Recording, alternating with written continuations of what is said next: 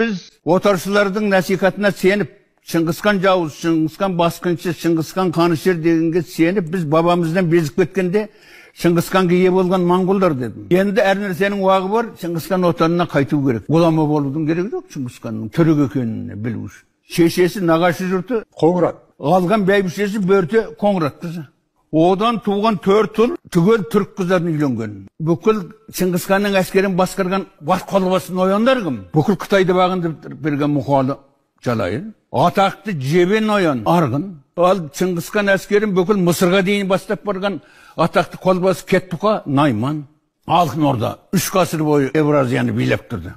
Орыстардан ұмытпайды өзінің кімге бодан болғанын. Шыңғысханды түрікке жақындатпаудың барлық шарасын істеді олар. Аз қалып моңғолдарға, мынау сендердің бабаларың, мынаған ие болыңдар деп соларға ұстатып қойды. Шыңғысханның заманында моңғолдар 20-30 мың ғана шамасындағы аз тайпа болатын. Шыңғысханның жер қайысқан қалың әскерін жасақтау моңғолдың қолынан келмейді. Тарихты өтіріктен тазарту керек. Қытайлар не жасады? Кино, әлгі көп сериал. Құрылтойлар арақпен басталады, арақпен аяқталады.